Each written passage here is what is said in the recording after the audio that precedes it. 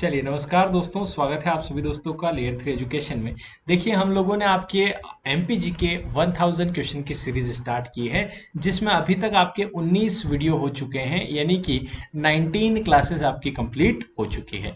आज जो है आप लोगों की क्लास नंबर 20 है। इसमें हम लोग आगे के क्वेश्चन डिस्कस करेंगे, यानी कि अभी तक हम लोगों ने आपके 340 क्वेश्चन कंप्लीट कर लिए हैं। 1000 क्वेश्चन में से 340 क्वेश्चन कंप्लीट हो चुके हैं। अब हम लोग 341 क्वेश्चन देखेंगे। उससे पहले एक जानकारी आप लोगों के लिए, ये तो बात हो गई एमपीजीके की। अगर आप लोग मैथ्स पढ़ना चाहें तो भी आप पढ़ सकते हैं। मैथ्स का शानदार कोर्स अवेलेबल है, वो भी 1 ईयर 1 साल की वैलिडिटी के साथ केवल 499 में। अगर आप लोग ये 30 जून से पहले आप ये ज्वाइन करते हैं तो ये कोर्स आपको 499 में अवेलेबल हो जाएगा। इस कोर्स में क्या है, इस कोर्स में सारे चैप्टर मैथ्स के बहुत बढ़िया तरीके से आपको सिखाए गए हैं। टाइप वाइज आप शानदार तरीके से मैथ्स सीख सकते हैं 1 ईयर वैलिडिटी के साथ। बिल्कुल जीरो टू हीरो बैच है। लेयर 3 का आप ऐप डाउनलोड करिएगा, वहीं पर आपको ये सारे चैप्टर और सारी क्लासेस अवेलेबल हो जाएगी। इसके अलावा अगर एमपीजीके की बात करें तो एमपीजीके के लिए जो 1000 क्वेश्चन से आप लोग कर रहे हैं, उसमें 340 क्वेश्चन जो अभी तक हो चुके हैं, वो अगर आपको देखना है तो आप ऐप डाउनलोड करिएगा लेयर 3 एजुकेशन, है ना, या फिर मुझे मैसेज कर सकते हैं। इसमें आप लोग देखिएगा कि जैसे ही आप लोग ऐप डाउनलोड करेंगे, ऐप के अंदर आपको ये सारे क्वेश्चन मिल जाएंगे। कहाँ? आप पॉपुलर कोर्स में जाइएगा, पटवारी वाला जो कोर्स है, पटवारी वाले कोर्स में जाइएगा, उस पर क्लिक करिएगा। जैसे ही क्लिक करेंगे, यहां पर आपको ओवरव्यू और कंटेंट लिखा हुआ दिखाई देगा। आप इस कंटेंट पर क्लिक करिएगा। जैसे ही कंटेंट पर क्लिक करेंगे, पूरा कंटेंट आपको दिखाई देगा कि एमपीजीके के क्वेश्चंस यहां पर हैं और मैथ्स के क्लासेस भी यहां पर है। अगर आप एमपीजीके देखना चाहें, बिल्कुल फ्री है, आप इस पे क्लिक करेंगे, यहाँ फ्री कंटेंट आपको लिखा हुआ है, आप क्लिक करिएगा। सारे वीडियोज आपको कुछ इस तरीके से दिखेंगे, जैसे ये क्लास 1 है, ठीक है, क्लास 1 यहाँ पर वीडियो, फिर उसकी पीडीएफ उसके जस्ट नीचे, फिर क्लास 2, फिर यहाँ वीडियो, फिर उसकी पीडीएफ उसके जस्ट नीचे। इस प्रकार से आपकी 18-19 क्लासेस हो चुकी है। वो सारी क्लासेस आपको अभी तक अवेलेबल हो जाएगी, कोई दिक्कत नहीं है, सारी चीजें आपको अवेलेबल हो जाएगी। हम लोग बढ़ते हैं आज के क्वेश्चन 341। आज का पहला क्वेश्चन आप लोगों के सामने ये रहा। पढ़िएगा ध्यान से, करने की कोशिश करिएगा। क्या लिखा हुआ है? यहां लिखा है मेरे दोस्तों कि किस संगीतकार का वास्तविक नाम रामतनु था। ठीक है, अगर आप लोग इससे पहले की क्लासेस भी अटेंड कर रहे हैं तो आप लोगों ने इससे पहले की क्लासेस में क्वेश्चन देखा होगा कि तानसेन जो समारोह होता है वो कहाँ होता है। तानसेन समारोह ग्वालियर में होता है। वो क्यों होता है? क्योंकि वहां तानसेन का जन्म हुआ। तानसेन कौन थे? संगीतकार थे, महान संगीत सम्राट जिनको कहा जाता है तानसेन। ये राग दीपक गाते थे, राग मेघ गाते थे। ये अकबर के नवरत्नों में से एक थे। इनका वास्तविक नाम रामतनु पांडे था। ठीक है, तो इसका करेक्ट आंसर क्या हो जाएगा? कौन से संगीतकार का वास्तविक नाम रामतनु था? तो वो तानसेन का नाम रामतनु पांडे था। तो इसका बिल्कुल करेक्ट आंसर यहां पर क्या हो जाएगा? ऑप्शन नंबर ए हो जाएगा। बहुत बढ़िया आप लोग कर रहे हैं। ठीक है, क्लियर मामला यहां तक। ठीक है, अगर आप लोग ये वीडियो यूट्यूब पे देख रहे हैं तो वीडियो को बिल्कुल लाइक कर सकते हैं, क्लास को शेयर भी कर सकते हैं अपने दोस्तों के साथ। चलिए इसकी डिटेल पढ़ लेते हैं। वैसे डिटेल मैंने आपको बताई दी है ना।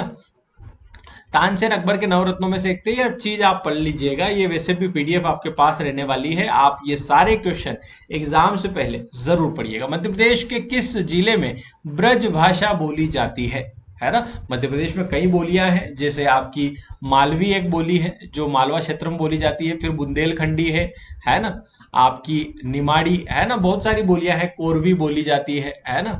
तो सारी भाषाएं आपको बताना है, ये कौन सी भाषा, ये जो ब्रज भाषा है, ये कौन से जिले में बोली जाती है, बताइएगा क्या आंसर इसका बन जाएगा। तो दोस्तों मैं आप लोगों को बता दूं कि ये जो ब्रज भाषा है, ये आपके भिंड, मुरैना, भिंड में, मुरैना में, ग्वालियर में ये ब्रज भाषा बोली जाती है। तो इसका करेक्ट आंसर जो हो जाएगा 342 का, वो हो जाएगा ऑप्शन नंबर ए, भिंड में बोली जाती है ब्रज भाषा। तो बिल्कुल करेक्ट आंसर आपका क्या हो जाएगा? ऑप्शन नंबर ए हो जाएगा। यहां पर आप देखिएगा, मध्य प्रदेश में ब्रज भाषा का मुख्य क्षेत्र उत्तर पूर्वी मध्य प्रदेश है। उत्तर पूर्वी कौन सा दोस्तों? ध्यान देना कि आपका ये भारत इस तरीके से है ना, और भारत में अगर मैं मध्य प्रदेश की सिचुएशन देखूं तो कुछ इस तरीके से। ठीक है, ये आपका मध्य प्रदेश यहाँ पर। ठीक ठीक है, इस तरीके से। अब ध्यान देना कि जो भारत के ऊपर का इलाका है इस तरीके से, ये आपकी पूरी पृथ्वी है, तो ये ऊपर का इलाका उत्तर होता है, ये इधर नीचे दक्षिण, इधर का पूर्व, इधर पश्चिम, ठीक है। तो अब ये बोल रहा है उत्तर पूर्वी इलाका, मतलब उत्तर में भी होना चाहिए, पूर्व में भी होना चाहिए। तो ये वाला इलाका कौन सा होता है, ऊपर पता है आपको, ये आपका चंबल संभाग, चंबल संभाग में ये जिले आते हैं। तो ये चीज आप ध्यान रखिए, ठीक है। उत्तर पूर्वी का मतलब इस तरीके से निकाला जाता है। इस क्षेत्र में मुख्यतः भिंड, मुरैना, ग्वालियर ब्रज भाषा जिले, यहाँ पर ब्रज भाषा बोली जाती है, ठीक है। ये चीज आप लोग ध्यान रखिएगा, ठीक है। चलिए यहां पर क्वेश्चन नंबर अगला आप लोगों के सामने 343 नजर डालिएगा, क्या लिखा हुआ है। सिक्योरिटी पेपर मिल कहाँ स्थित है, सिक्योरिटी पेपर मिल कहाँ स्थित है। आपके पास 4 ऑप्शन लिखा हुआ है, देवास में, होशंगाबाद में, नेपानगर में, है ना, या इनमें से कोई नहीं। बताइएगा क्या आंसर इसका हो जाएगा। सिक्योरिटी पेपर मिल, कागज का कारखाना तो आपको पता है नेपानगर में, सिक्योरिटी पेपर मिल, है ना, देवास, होशंगाबाद, नेपानगर। तो इसका करेक्ट आंसर मैं बता दूं, यहां पर आपका 343 का जो आंसर बनेगा वो बी, होशंगाबाद, बिल्कुल सही हो जाएगा। कि सिक्योरिटी पेपर मिल का कारखाना मध्य प्रदेश के होशंगाबाद में सन 1967-68 में स्थापित किया गया। इस कारखाना में नोट छापने का कागज बनाया जाता है। सिक्योरिटी पेपर मिल, यहाँ पर नोट जिस पे छापे जाते हैं वो कागज बनाया होगा। आपने देखा होगा ना नोट, कभी आपने देखा होगा थोड़ा सा आपका नोट जो है ना, ज्यादा इधर उधर घुमा हो तो आपका नोट कभी कभी आपने देखा होगा बिल्कुल ऐसा हो जाता है फटने जैसा।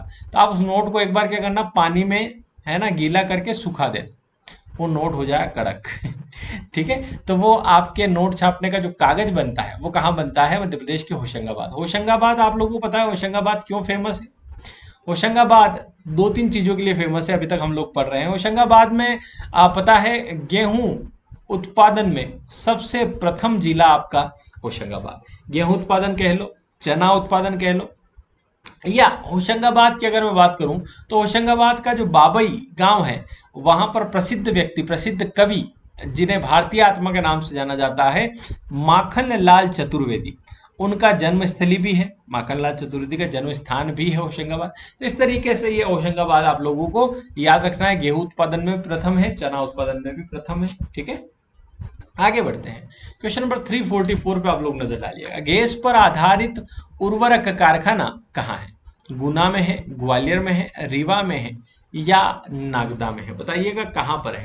344 का जो आंसर हो जाएगा वो क्या हो जाएगा, बताइएगा, सोल्व करिएगा, आंसर लाइएगा। कि गैस पर आधारित उर्वरक, है ना, उर्वरक क्या होते हैं, उर्वरक आपके खाद होते हैं, जो रासायनिक खाद होते हैं, है ना, जो फसल की उत्पादन में मदद करते हैं, उसकी उत्पादकता बढ़ाते हैं, है ना। तो ये कारखाना कहाँ पर है, तो आप लोगों का बिल्कुल करेक्ट आंसर बनेगा, ये कारखाना गुना में स्थित है। कहाँ स्थित है दोस्तों, गुना में, यानी कि ऑप्शन नंबर ए जो आपका हो जाएगा वो बिल्कुल करेक्ट हो जाएगा। आगे बढ़ते हैं, यहाँ पर कुछ डिटेल है। मध्य प्रदेश के गुना जिले में गैस पर आधारित उर्वरक कारखाना स्थापित किया गया है। क्वेश्चन नंबर 345, 345 पे आप लोग नजर डालिएगा। मध्य प्रदेश में रेयोन बनाने का कारखाना कहाँ स्थित है। बीना, चंदेरी, नागदा, जगदीशपुर। बताइएगा कहाँ रेयोन बनाने का कारखाना कहाँ है। रेयोन एक धातु है ना, ये एक रेशा है ना, जिससे बहुत सारी चीजें बनती है। ये इसके बनाने का कारखाना कहाँ है, बीना में है, चंदेरी में है। चंदेरी में तो आपको पता है ना, चंदेरी की साड़ियाँ प्रसिद्ध है, ठीक है। चलिए बताइएगा क्या आंसर इसका बन रहा है, ठीक है, चेक करना जरा क्या आंसर इसका बन जाएगा। तो यहां पर मैं आपको बता दूं 345 का जो आंसर आ रहा है वो सी आ रहा है, बिल्कुल सही, ठीक है। ये आपके नागदा, नागदा जो है वो उज्जैन के समीप है ना, ठीक है, नागदा में स्थित है, ठीक है। यहाँ पर देखिएगा कृत्रिम रेशा, ये रेशा है, इस तरीके से रेयोन, लुगदी, कास्टिक सोडा और गंधक से तैयार होता है। देश में रेयोन तैयार करने की नई प्रक्रिया, मध्य प्रदेश के नागदा में कृत्रिम रेशे रेयोन बनाने का कारखाना स्थित। आगे बढ़ते हैं, क्वेश्चन नंबर 346 पे आप लोग नजर डालिएगा, क्या लिखा हुआ है। ओरिएंटल पेपर मिल, ओरिएंटल पेपर मिल कहाँ स्थित है। होशंगाबाद, अमलाई, नेपानगर, देवास। बताइएगा ओरिएंटल पेपर मिल कहाँ स्थित है, होशंगाबाद में, अमलाई में, नेपानगर में, या देवास में। तो 346 का बिल्कुल सही आ रहा है, ऑप्शन नंबर बी, अमलाई में है। अमलाई कहाँ है, ये जो अमलाई है ये आपके अनूपपुर जिले में है। अनूपपुर जिला याद है? जी सर याद है। अनूपपुर में क्या है? अमरकंटक है। अमरकंटक प्रसिद्ध क्यों है? अमरकंटक से 3 नदियां निकलती है, नर्मदा, सोन, जोहिला। 3 नदियां अमरकंटक से निकलती है जो कि अनूपपुर जिले में है ना। और अनूपपुर जिले में अमलाई भी है जहां ओरिएंटल पेपर मिल स्थित है। ठीक है, ये चीज आप लोग याद रख सकते हैं। ओरिएंटल पेपर मिल मध्य प्रदेश के अनूपपुर जिले के अमलाई में स्थित है। यह निजी क्षेत्र का है। यहाँ पर पुस्तक की लिखाई छपाई का कागज बनता है, जबकि अन्य तीनों सरकारी कारखाने हैं। आगे बढ़ते हैं दोस्तों। क्वेश्चन नंबर 347 पर आप लोग नजर डालिएगा। मध्य प्रदेश की मृणाल पांडे है ना, कौन से व्यवसाय से संबंधित है? मृणाल पांडे है ना, अभी मृणाल ठाकुर है ना हीरोइन है, वो तो आपको पता ही होगा। मध्य प्रदेश की मृणाल पांडे जो है वो कौन से व्यवसाय से संबंधित? वैज्ञानिक अनुसंधान से है, पत्रकारिता है ना, खगोल विज्ञान या गायन? बताइएगा कौन से व्यवसाय से संबंधित है मृणाल पांडे है ना, ये कौन से तो यहाँ पर मैं आप लोगों को क्लियर कर देता हूँ। इसका जो करेक्ट आंसर होगा, ये मृणाल पांडे जो हैं वो आपके पत्रकारिता से संबंधित हैं। ठीक है, मध्य प्रदेश के विशेष व्यक्ति में आप लोग ध्यान रखिएगा। आपके खेल के खिलाड़ी हो गए, मध्य प्रदेश से आपके लेखक हो गए, मध्य प्रदेश से आपके अभिनेता हो गए, मध्य प्रदेश से अलग अलग व्यवसाय में जो जो प्रसिद्ध लोग हैं उनके बारे में क्वेश्चन आपके एमपीजीके में जो प्रसिद्ध व्यक्ति वाला टॉपिक है उससे क्वेश्चन बनता ही बनता है। ठीक है, चलिए। मृणाल पांडे का जन्म मध्य प्रदेश के टीकमगढ़ जिले में हुआ। मृणाल पांडे भारत के एक प्रसिद्ध पत्रकार और लेखक है। ठीक है, आगे बढ़ते हैं दोस्तों। क्वेश्चन नंबर 348 पे आप लोग नजर डालिएगा।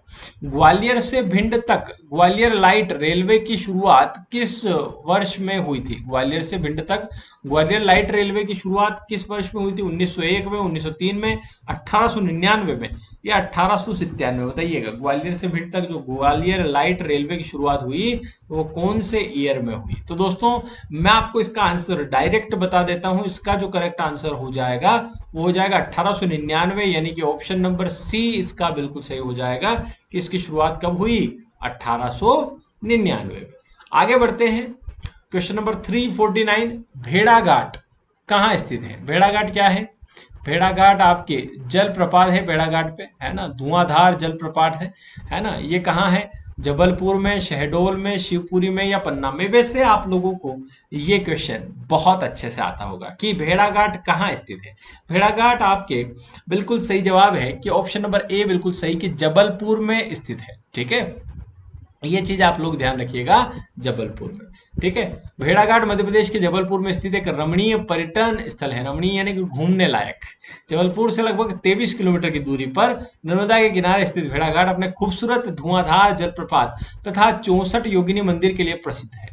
नर्मदा नदी के दोनों तटों पर संगमरमर की 100 फुट तक ऊंची चट्टानें भेड़ाघाट की खासियत है। भेड़ाघाट को भृगु ऋषि की तप स्थली माना जाता है और मान्यता है कि स्थान का नाम ही उन्हीं के नाम पर भेड़ाघाट पड़ा है। ठीक है, तो ये आप ध्यान रखिएगा।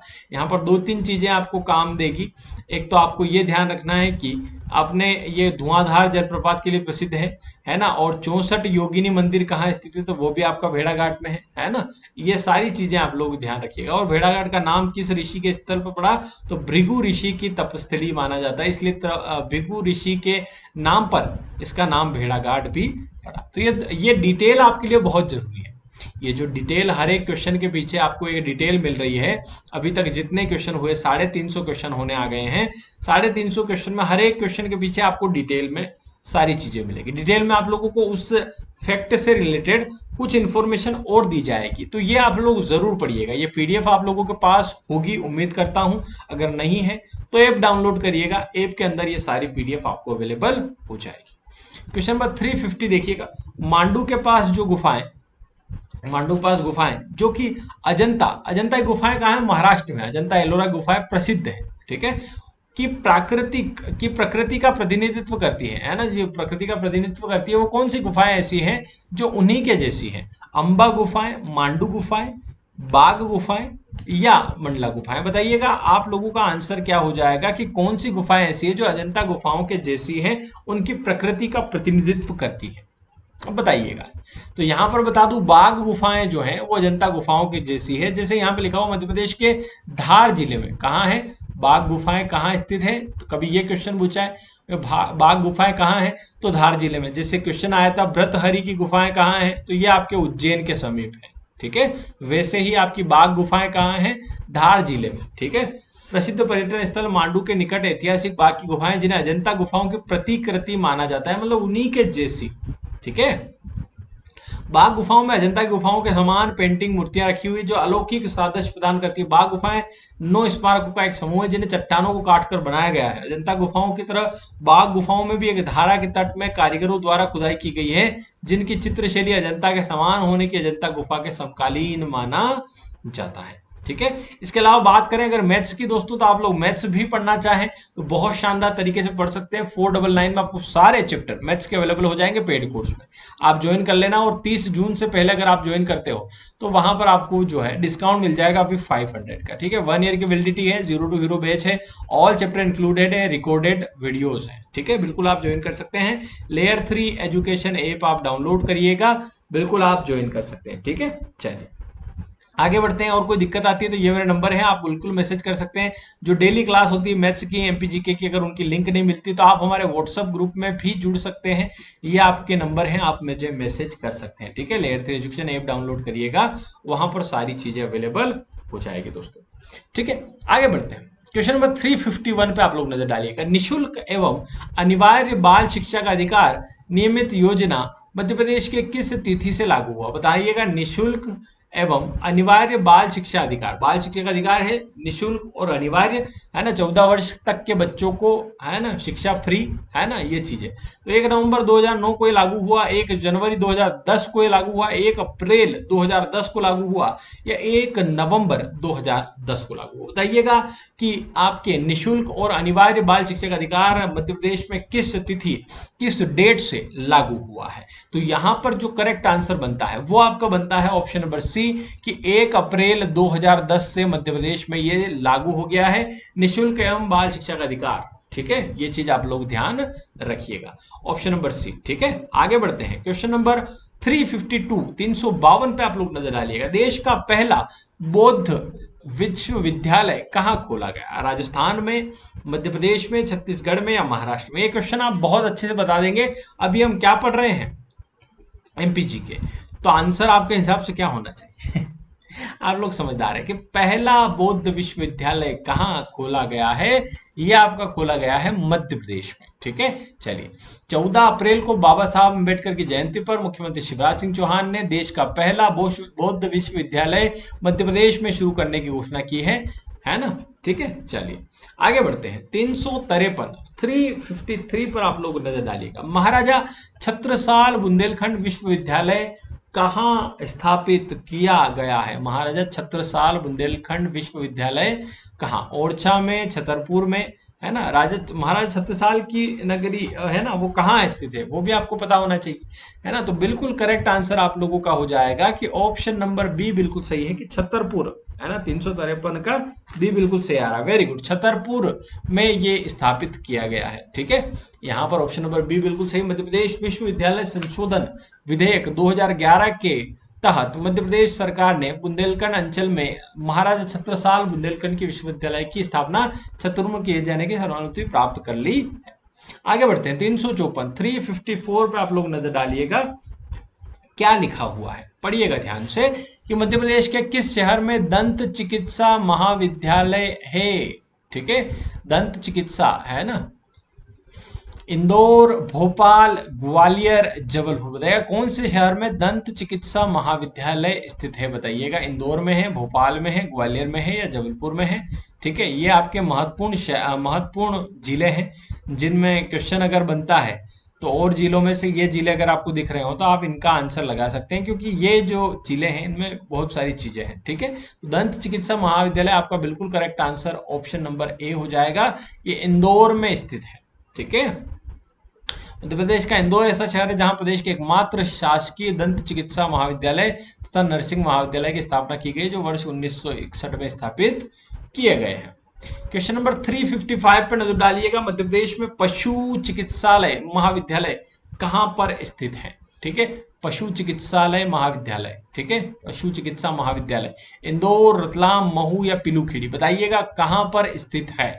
आंसर करने की कोशिश करिएगा। यहां पर मैं बता दूं महू में, महू में आपका पशु चिकित्सा महाविद्यालय स्थित है, ठीक है, ये चीज आप ध्यान रखिए। मध्य प्रदेश में 3 पशु चिकित्सा महाविद्यालय हैं, जबलपुर में है, महू में है और रीवा में। 3 जगह आपके पशु चिकित्सा महाविद्यालय ओपन है, ठीक है। मध्य प्रदेश में कौन से जिले में अधिकतम उद्योग घनत्व है, कहाँ उद्योग सबसे ज्यादा है। घनत्व का मतलब होता है ना, कि घनत्व का मतलब होता है 1 किलोमीटर के दायरे में कितने उद्योग हैं, यानी इस प्रकार से कौन सा जिला खतरनाक है जिसमें सबसे अधिकतम उद्योग घनत्व आपका है, ठीक है। इंदौर, भोपाल, गुना या रतलाम, बताइएगा कौन से जिले में अधिकतम उद्योग घनत्व है ना, ये चीज आप आंसर करिएगा।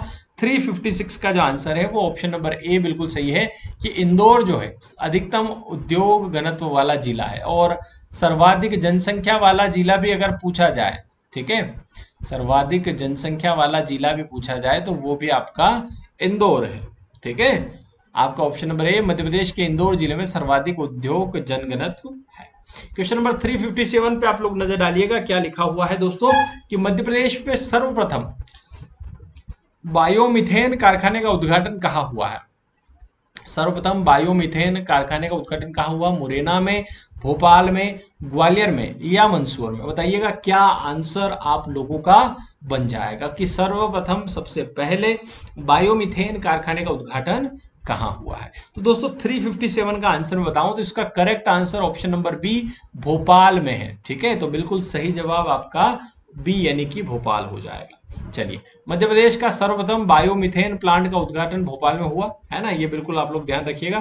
क्वेश्चन नंबर 358 पे आप लोग नजर डालिएगा, क्या लिखा हुआ है, कि मध्य प्रदेश में लेदर कॉम्प्लेक्स, ठीक है, स्थापित किया गया देवास में, उज्जैन में, छिंदवाड़ा में या शाजापुर में, बताइएगा क्या आंसर आप लोगों का बन रहा है, सोल्व करिएगा। मध्य प्रदेश में लेदर कॉम्प्लेक्स कहाँ स्थापित किया गया है, देवास, उज्जैन, छिंदवाड़ा या शाजापुर। तो मैं आपको बता दूं यहाँ पर देवास में लेदर कॉम्प्लेक्स स्थापित किया गया है ना, चमड़ा उद्योग, ठीक है। मध्य प्रदेश के घोषित 4 औद्योगिक कॉम्प्लेक्स है जिसमें देवास में लेदर स्थित है, जबकि छिंदवाड़ा में एग्रो कॉम्प्लेक्स स्थापित है। 359, क्वेश्चन नंबर 359 पे आप लोग नजर डालिएगा, कौन सा उद्योग बॉक्साइट को कच्चे माल के रूप में उपयोगित करता है। कौन सा उद्योग ऐसा है जो बॉक्साइट है उसको कच्चे माल के रूप में प्रयोग करता है। सीमेंट उद्योग में प्रयोग होता है, जूट उद्योग में होता है, एल्यूमिनियम उद्योग में, इलेक्ट्रॉनिक्स उद्योग में। कौन से उद्योग में जो बॉक्साइट है इसको कच्चे माल के रूप में प्रयोग किया जाता है। तो इसका करेक्ट आंसर मैं आप लोगों को बता दूं, ऑप्शन नंबर सी, एल्यूमिनियम। आपका एल्यूमिनियम उद्योग ऐसा है जो बॉक्साइट को कच्चे माल के रूप में प्रयोग करता है। एल्यूमिनियम उद्योग में बॉक्साइट के शोधन द्वारा एल्यूमिनियम प्राप्त किया जाता है। बॉक्साइट एल्यूमिनियम का अयस्क है, ये लाल रंग की मिट्टी पत्थर के रूप में पाया जाता है। भारत में बॉक्साइट बिहार, मध्य प्रदेश, उड़ीसा, मद्रास और कश्मीर में पाया जाता है। क्वेश्चन नंबर 360 आज का लास्ट क्वेश्चन, के बीना तेल शोधक कारखाना के उद्घाटन किस वर्ष में हुआ है ना, जो बीना में स्थापित है। बीना कहाँ है, आपके कौन से जिले में है ना, अब मुझे अभी याद नहीं आ रहा है, ये कौन से जिले में अभी देख लेते हैं, सागर जिले में। सागर जिले में जो आपका कारखाना है ना, जहां बीना स्थित है ना। तो यहां पर बताइएगा तेल शोधक कारखाना का उत्पादन किस वर्ष में हुआ है। 360 का जो आंसर हो जाएगा वो सी हो जाएगा, कि इसका उद्घाटन 2011 में हुआ है। सागर जिले के बीना है ना, ये बीना कहाँ स्थित है, सागर जिले में। जैसे बाबई आपका कौन से जिले में है, होशंगाबाद में, ठीक है। जैसे अमलाई आपका कहाँ है, तो अनूपपुर जिले में, ठीक है। ये चीजें आप याद रख सकते हैं, ठीक है। भारत ओमान रिफाइनरी में अनौपचारिक तौर पर उत्पादन यानी कि कुछ माह पूर्व शुरू हो चुका है। इसका औपचारिक उद्घाटन प्रधानमंत्री डॉक्टर मनमोहन सिंह ने 2011 को किया था, ठीक है। चलिए, ये आपके आज के 20 क्वेश्चन। इसमें आगे के क्वेश्चन हम लोग नेक्स्ट वीडियो में करेंगे। अगर आप लोग कोर्स ज्वाइन करना चाहते हैं पटवारी का, तो बिल्कुल मैथ्स का कोर्स ज्वाइन कर सकते हैं। 499 में आपको शानदार कोर्स अवेलेबल हो जाएगा, सारे चैप्टर इसमें। 30 जून से पहले आप ज्वाइन करते हैं तो आपको 499 में ये कोर्स मिल जाएगा, ठीक है। पूरा वीडियो देखने के लिए बहुत बहुत धन्यवाद। मिलते हैं हम लोग नेक्स्ट वीडियो में, तब तक के लिए अलविदा। थैंक यू सो मच, धन्यवाद दोस्तों, ठीक है। Thank you so much.